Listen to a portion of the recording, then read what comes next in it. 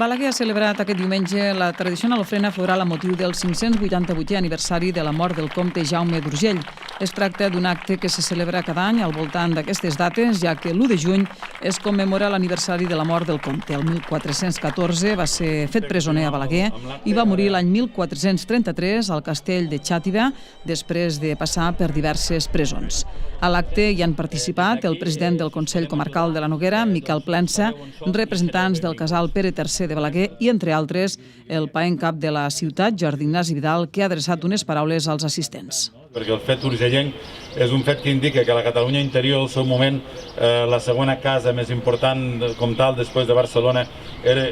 la d'Urgell. I a més, a nivell de cultura, era potser la que tenia el patrimoni cultural més fort de tot l'àmbit dels comtats d'aleshores de Catalunya. Heu de tenir en compte que, i no és una cosa menor, tenien tanta sensibilitat artística que quan van arribar amb un castell que se'n van acabar dir Formós, que està fet amb unes magnífiques peces de l'època andalusí, no el van tirar a terra, cosa habitual, diguem-ne, en aquestes contrades, sinó que van aprofitar i per això s'han trobat les guisseries i tots els muntatges, perquè el que van saber és trobar la bellesa del que hi havia i, en tot cas, evidentment, anar-lo transformant i anar-lo aprofitant.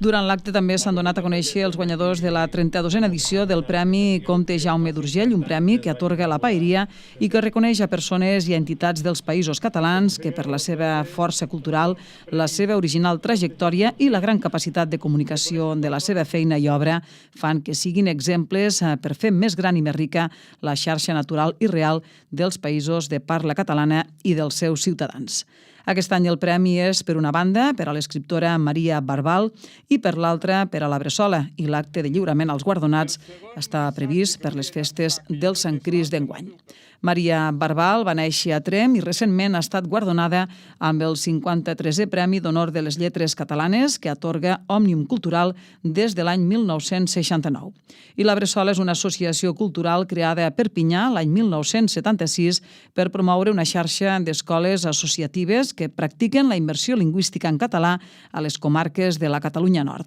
L'acte dedicat al comte Jaume d'Urgell ha acabat amb un concert de sardanes a càrrec de la Bellpuig Cobla a la placeta de Sant Domènec. D'altra banda, durant l'acte també s'ha presentat el logotip de Balaguer, capital de la Sardana 2022. El logo compta amb els colors de l'escut urgellenc per reivindicar el passat de Balaguer com a ciutat comtal.